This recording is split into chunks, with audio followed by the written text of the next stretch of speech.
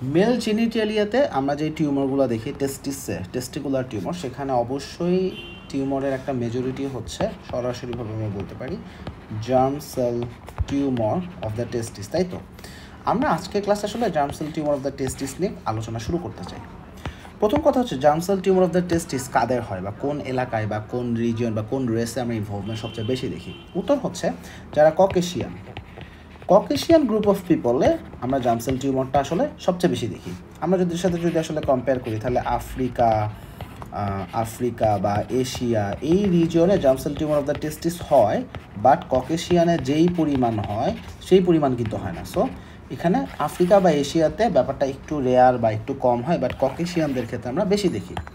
আমরা female genital tract system যখন আমরা পড়বো, সেখানেও আমরা দেখবো যে ওভারিয়ান টিউমার দেখা যাচ্ছে খুব আর্লি এজেই ডেভেলপ করে, অ্যাডোলেসেন্ট থেকে শুরু করে আর্লি অ্যাডাল্টহুড ওই পিরিয়ডে দেখা যায়। ঠিক একইভাবে germ cell tumour of the testis এটাও দেখা যায় যে ককেশিয়ান গ্রুপ অফ পিপলে খুব অল্প এজের মধ্যে ধরা পড়ে যায়, অ্যারাউন্ড 15 থেকে 45 ইয়ার্স অফ দ্য এজ। এই এজ গ্রুপেই কিন্তু মেজরিটি ডায়াগনোসিস হয়। সো দেখো, যে কোনো ম্যালিগনেন্ট টিউমার হোক বা টিউমারের ক্ষেত্রে কিন্তু ডায়াগনোসিস সাধারণত একটু লেট এজে আমরা ম্যাক্সিমাম টাইম পেয়ে থাকি, বাট এইখানে দেখো টেস্টিকুলার টিউমার বলি বা ওভারিয়ান টিউমার বলি, এখানে খুব কমন একটা মিলের জায়গা হলো এখানে এগুলা খুব আর্লি স্টেজে, লাইফের খুব আর্লি স্টেজ, সেটা অ্যাডোলেসেন্ট গ্রুপ অফ পিপল থেকে শুরু করে আর্লি অ্যাডাল্টহুড এই টাইমের মধ্যে আসলে টিউমারটা অ্যারাইজ করে।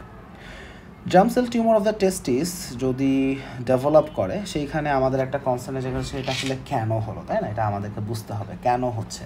সো এটার প্যাথোজেনেসিস যখন আমরা আসলে আইডেন্টিফাই করা ট্রাই করলাম, সেখানে আমরা দেখলাম যে এটার প্যাথোজেনেসিসের সাথে দুইটা রিস্ক ফ্যাক্টর আসলে জড়িত।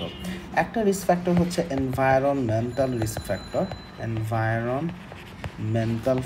এখানে সরাসরিভাবে ভূমিকা রাখে। আর একটা হচ্ছে জেনেটিক ফ্যাক্টর এখানে সরাসরিভাবে আমরা অনেকেই শুধুমাত্র ইনহেরিটেড বুঝি, বাট এখানে অ্যাকোয়ার্ড এবং ইনহেরিটেড দুইটা জেনেটিক অ্যাবনর্মালিটিস আসলে কাজ করে। প্রথমে এনভায়রনমেন্টাল ফ্যাক্টর নিয়ে আলোচনা করি। দেখো, এনভায়রনমেন্টাল ফ্যাক্টর যে এখানে রোল প্লে করে এটা বোঝা গিয়েছে আসলে পপুলেশন মাইগ্রেশন স্টাডির মাধ্যমে। সেটা কিভাবে হয়েছে? পপুলেশন মাইগ্রেশন স্টাডির মাধ্যমে। সো বেসিক কথা হচ্ছে দুইটা এলাকা আমরা দেখব, একটা হচ্ছে ফিনল্যান্ড আর একটা হলো সুইডেন। সো দেখা যাচ্ছে ফিনল্যান্ডে মানুষের মধ্যে germ cell tumour of the testis development যত ডায়াগনোসিস হচ্ছে, সুইডেনে তার থেকে কম হচ্ছে, তা প্রায় অর্ধেকের মতো। ফিনল্যান্ডে যদি এক্স পরিমাণ ডায়াগনোসিস হয় এক বছরে, সুইডেনে সেখানে তার অর্ধেক ডায়াগনোসিস হয়। তাহলে হঠাৎ করে দেখে মনে হতে পারে যে এটা তো হতে পারে যে ফিনল্যান্ডের যারা ফিনিশ জাতি তাদের জেনেটিক কোনো একটা ব্যাপার আছে, সুইডেনের সুইডিশ জাতি তাদের জাতি আলাদা, সেখানে জেনেটিক পার্থক্য থাকতে পারে। কিন্তু ঘটনা হচ্ছে যারা ফিনল্যান্ড থেকে সুইডেনে চলে আসছে মাইগ্রেট করে, তাদের বাচ্চা কাচ্চাদের যে গ্রুপ, জেনেটিক হিসাব করলে কিন্তু ফিনল্যান্ডে যে পরিমাণ ডায়াগনোসিস, তাহলে এই বাচ্চা কাচ্চা গ্রুপের ক্ষেত্রেও ঠিক একই রকম ডায়াগনোসিস হওয়া উচিত। কিন্তু দেখা যাচ্ছে কি, এই সেকেন্ড জেনারেশন মাইগ্রেটরি পপুলেশন এদের ক্ষেত্রে ডায়াগনোসিস রেট সুইডেনের নর্মাল মানুষের যেরকম তাদের মতো। তাহলে দেখা যাচ্ছে সুইডেনে আসার পরে তাদের নেক্সট জেনারেশনে ডায়াগনোসিস রেট কমে গেল, কিন্তু ফিনল্যান্ডের ডায়াগনোসিস রেট ডাবল। সো এখান থেকে বোঝা যাচ্ছে এইখানে এমন কিছু একটা আছে যেটা আসলে সরাসরিভাবে germ cell tumour of the testis ডেভেলপমেন্টে সরাসরিভাবে কোনো একটা রোল প্লে করতেছে। সো এইখান থেকে আসলে দেখা গেল যে আসলে এনভায়রনমেন্ট আসলে গুরুত্বপূর্ণ। ঠিক এটার আরেকটা প্রমাণের জায়গা সেটা হলো যে যেই সকল মাদার দেখা যাচ্ছে যে প্রেগনেন্ট অবস্থায় এক্সপোজড হয়েছে আইদার পেস্টিসাইড বা কীটনাশক দ্বারা এক্সপোজার হয়েছে, অথবা তাদের এক্সপোজারটা নন স্টেরয়েডাল ইস্ট্রোজেন যদি এইটা তারা যদি ডিউরিং প্রেগনেন্সি যদি আসলে তারা নিয়ে থাকে, তখন দেখা যাচ্ছে ফিটাসটা ইন্ট্রা ইউটেরাইন লাইফে এগুলো দ্বারা এক্সপোজ হয়ে গেলো। মা এক্সপোজ মানে বাচ্চাটাও এক্সপোজড, ঠিক আছে? তাহলে বাচ্চাটা পেস্টিসাইড বা নন স্টেরয়েডাল ইস্ট্রোজেন দ্বারা এক্সপোজ হয়েছে। এখন যখন তারা এটা দ্বারা এক্সপোজ হয়েছে, তখন ফিটাসে কিছু ঘটনা ঘটে গেছে। এটা দ্বারা এক্সপোজারের মাধ্যমে ফিটাসে যে ঘটনাটা ঘটছে সেটা হচ্ছে তাদের টেস্টিকুলার ডিসজেনেসিস সিনড্রোম ডেভেলপ করতেছে। তাদের টেস্টিকুলার ডিসজেনেসিস সিনড্রোম ডেভেলপ করতেছে, যেইখানে আমরা দেখি এইখানে আমাদের এটার কম্পোনেন্ট হচ্ছে ক্রিপ্টো অর্কিডিজম, এইটার কম্পোনেন্ট হচ্ছে পোর স্পার্ম কোয়ালিটি, পোর স্পার্ম কোয়ালিটি, এবং এখানে আমরা আরও দেখছি যে এই জায়গাটাতে হাইপোস্পেডিয়াস হচ্ছে, হাইপোস্পেডিয়াস হচ্ছে, এবং এই পপুলেশনের মধ্যে আমরা দেখি যে তাদের টেস্টিকুলার টিউমার বা জার্ম সেল টিউমার বা টেস্টিস হওয়ার রেট অনেক বেশি। যতগুলা আমরা আসলে টেস্টিকুলার জার্ম সেল টিউমার দেখি তাদের 10% হলো এই পপুলেশন। তাহলে যতগুলো germ cell tumour of the testis পাচ্ছি তাদের 10% এই পপুলেশন। এদের কীভাবে হচ্ছে? এখানে এই এক্সপোজার থেকে হচ্ছে। সো এইখান থেকে আসলে আমরা হিসাব করে করছি যে এখানে ডেফিনেটলি এনভায়রনমেন্টাল একটা ফ্যাক্টর আসলে কাজ করতেছে, যেটা আমাদের প্যাথোজেনেসিসে ভূমিকা রাখে, ঠিক একইভাবে এখানে কিছু জেনেটিক ফ্যাক্টরও আছে। এখানে জেনেটিক ফ্যাক্টরের মধ্যে অবশ্যই ইনহেরিটেড কিছু অ্যাবনর্মালি তো আছেই, সেই সাথে সাথে কিছু অ্যাকোয়ার্ড অ্যাবনর্মালিটিসও আছে। তবে আমরা এখানে আসলে ইনহেরিটেড অ্যাবনর্মালিটিস নিয়ে আসলে কথা বলতে চাই। এখানে ইনহেরিটেড অ্যাবনর্মালিটিস আছে, এটার প্রমাণ হচ্ছে, মনে করো এটা হলো একটা লোক যার ছেলে হয়েছে, মনে করো তার 2টা ছেলে। সো যদি এমন হয় যে এই লোকটার মনে করো germ cell tumour of the testis ছিল বা আছে, তাহলে তার ছেলের germ cell tumour of the testis হওয়ার চান্স নর্মাল মানুষের থেকে 4 গুণ বেশি। আবার যদি এমন হয় এই লোকেরও আছে, এর ভাইয়েরও আছে, তাহলে এই যে ছেলে তার germ cell tumour of the testis হওয়ার রিস্ক নর্মাল মানুষের থেকে 8 গুণ বেশি,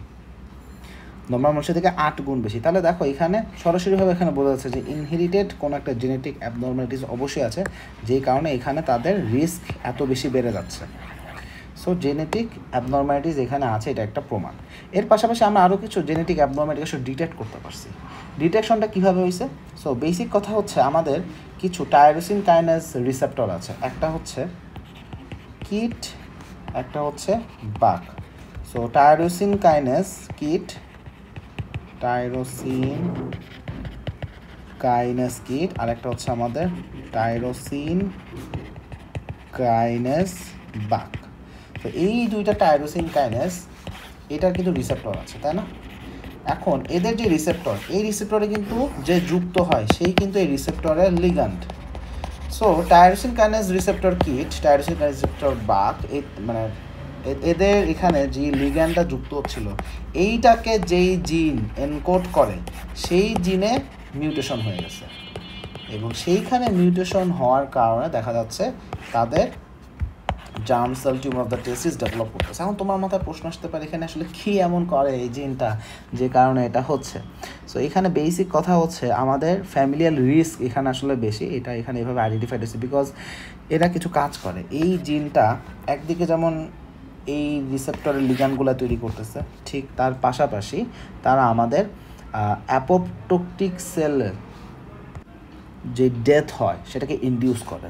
সো ইনডিউস অ্যাপোপ্টোটিক সেল ডেথ, তাহলে অ্যাপোপ্টোটিক সেল ডেথকে ইনডিউস করার ক্ষেত্রে তারা কাজ করে। এর পাশাপাশি তাদের আরও কাজ আছে, তারা কি করতেছে, তারা নর্মাল যে গোনাডাল ডেভেলপমেন্ট সেটার সাথেও তারা রিলেটেড। তাহলে they play a role in gonadal development. তাহলে এই জিন এতগুলা কাজ করে, এবং এখানে যদি মিউটেশন হয় সেইখান থেকে সরাসরিভাবে আমাদের germ cell tumour of the testis develop করার রিস্ক বেড়ে যায়। এর পাশাপাশি আরও কিছু জেনেটিক ফ্যাক্টর আসলে আমরা আইডেন্টিফাই করতে পারছি, যেমন যেই সকল জিন সেক্স হরমোন মেটাবলিজমের সাথে রিলেটেড, সেক্স হরমোন মেটাবলিজমের সাথে যেই সকল জিন রিলেটেড, সেখানেও যদি মিউটেশন হয় সেখান থেকেও আমরা আসলে germ cell tumour of the testis develop করতে দেখি। তাহলে মোটামুটিভাবে এই দুইটা factor germ cell tumour of the testis ডেভেলপমেন্টে আসলে রোল প্লে করতেছে। এখন কথা হচ্ছে কিভাবে টিউমারটা ডেভেলপ করে। সো প্রথমে আসলে যেটা হয় সেটা হচ্ছে আমাদের এখানে যে প্রাইমর্ডিয়াল জার্ম সেলগুলো আছে, এটা কিন্তু ইন্ট্রাইউটেরাইন লাইফের কথা বলতেছি, প্রাইমর্ডিয়াল জার্ম সেল ইন্ট্রাইউটেরাইন লাইফে আছে কিন্তু আমরা, ঠিক আছে?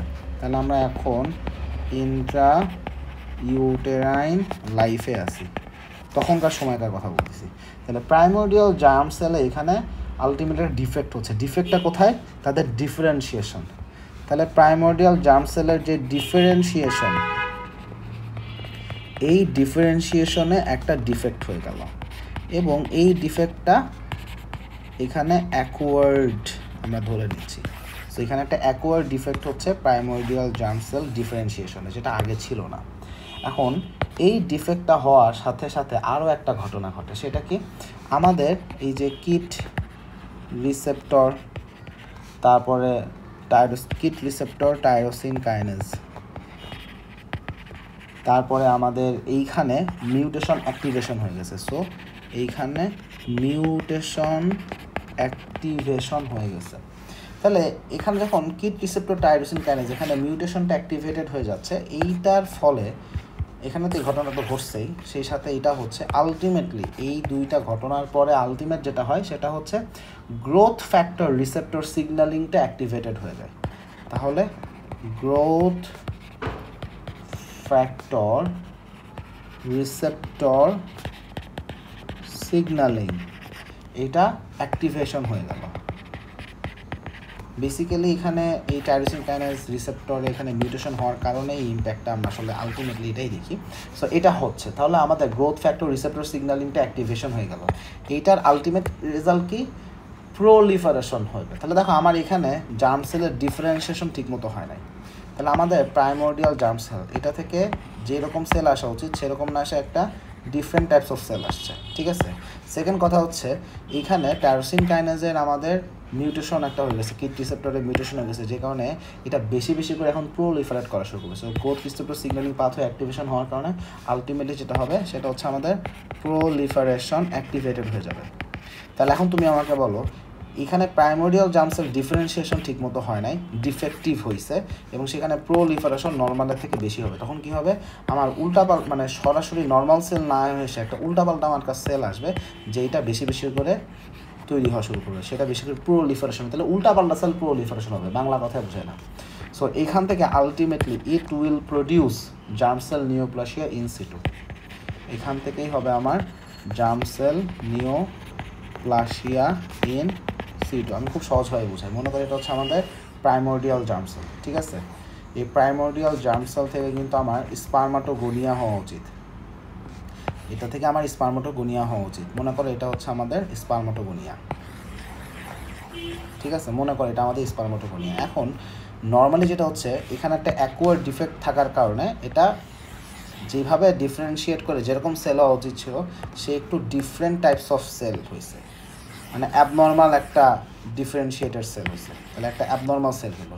সেকেন্ড কথা হচ্ছে এইখানে আরও কিছু আমরা যেখান থেকে কিট রিসেপ্টর টাইরোসিন কাইনেজ এখানে মিউটেশন হয়ে গেছে এবং ultimately growth receptor signalling activation হওয়ার কারণে এই সেলটা অ্যাবনর্মাল সেলটাই বেশি বেশি করে মানে আমাদের প্রোলিফারেট করতেছে। মানে নর্মাল সেল তো আসে নাই, অ্যাবনর্মাল সেল আসে, আবার এই অ্যাবনর্মাল সেল থেকে অনেকগুলো একই রকম সেল প্রোডাকশন হচ্ছে, মানে এটা প্রোলিফারেশন বেশি বেশি হচ্ছে। তাহলে আলটিমেটলি আমরা অ্যাবনর্মাল সেলকে প্রোলিফারেট করতে দেখতেছি এবং অ্যাবনর্মাল সেল এখান থেকে আসলে germ cell neoplasia in situ develop করতেছে। This is what is happening here. এবং এই যে germ cell neoplasia in situ এটাই হচ্ছে আমাদের এখানে প্রিকারসার লেশন, এটাই আমাদের আসলে প্রিকারসার লেশন।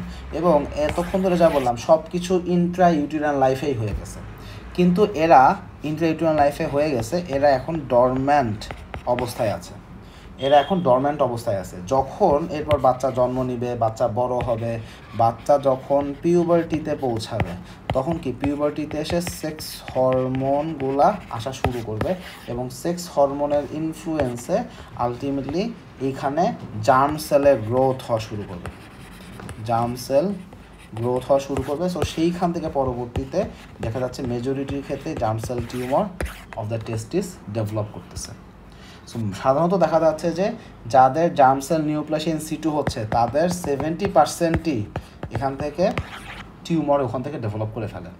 তাহলে যাদের germ cell neoplasia in situ হইল এদের 70% দিন শেষে জার্ম সেল টিউমার ডেভেলপ করবে।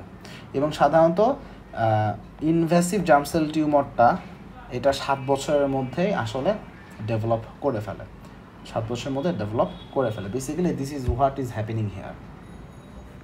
তাহলে জার্ম সেল টিউমার কীভাবে হচ্ছে এটার বেসিক প্যাথোলজি আমরা জানতে পারলাম। নেক্সটে আমরা জার্ম সেল টিউমার যেইগুলো আসলে আমরা পাই সেগুলো নিয়ে আলোচনা করতে চাই। আমরা তাও এখানে একটু বলে রাখি কোন কোন germ cell tumour of the testis আসলে আমরা কমনলি পেয়ে থাকি। এক নম্বরে অবশ্যই আসবে সেমিনোমা। সেমিনোমা নিয়ে আমাদের হিউজ আলোচনা, খুব হিউজ আলোচনা বলতে আমরা খুব এটা নিয়ে অনেক বেশি মোটিভেটেড বা এটা নিয়ে খুব বেশি আলোচনা করা হয়, তোমাদের পরীক্ষাতে খুব ফ্রিকুয়েন্ট আসে। এর পাশাপাশি আরও কিছু জার্ম সেল টিউমারের কথা বলছি, যেমন একটা হচ্ছে স্পারমাটোসাইটিক